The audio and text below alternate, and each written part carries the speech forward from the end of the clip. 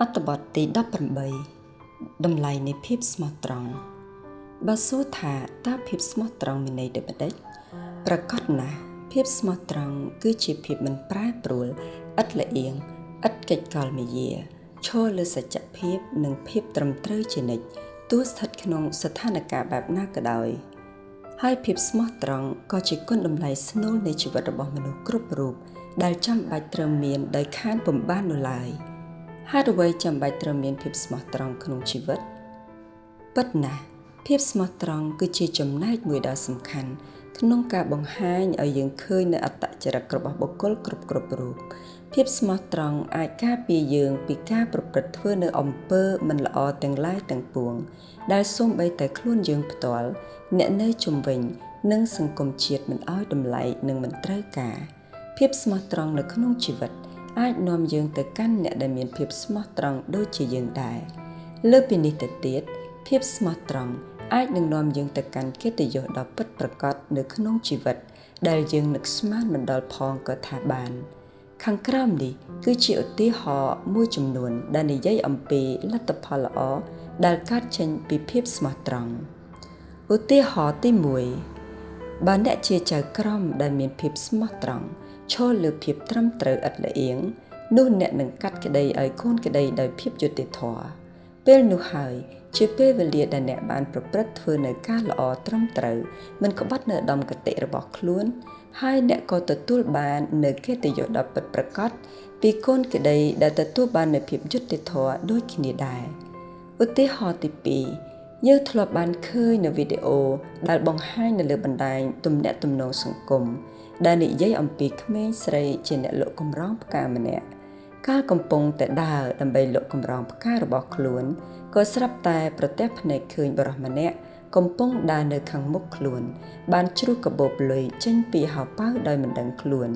នាងតូចក៏ស្ទុះរត់ទៅរកកាបូបនោះទាំងស្រែកហៅឲ្យម្ចាស់កាបូបលុយឈប់បន្ទាប់ពីបានឮសំឡេងស្រែកហៅ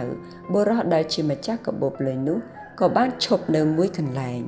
រួចងាកក្រោយក៏ស្រាប់តែឃើញក្មេងស្រីម្នាក់ហុចកាបូបលុយមកឲ្យខ្លួនទាំងនិយាយថា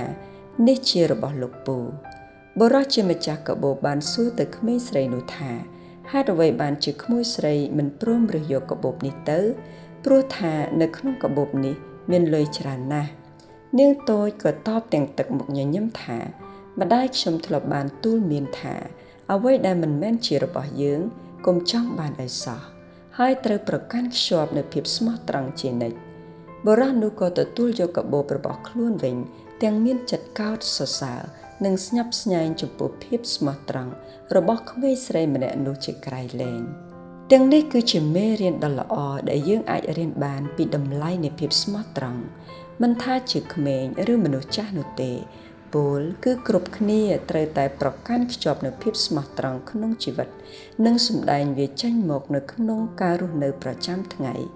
មិនត្រូវភូតភរកុហកលំអៀងពុតត្បិតឬពុករលួយឡើយខ្ញុំជឿថាប្រសិនជាយើងមានភាពស្មោះត្រង់នៅក្នុងជីវិតនោះយើងនឹងមិនក្លាយជាមនុស្សម្នាក់ដែលត្រូវបានឧត្តមគតិរបស់ខ្លួនជេរស្ដីនោះឡើយហើយយើងក៏នឹងរស់នៅក្នុងសេចក្តីពិតដោយគ្មានភាពភ័យខ្លាចនោះដែរ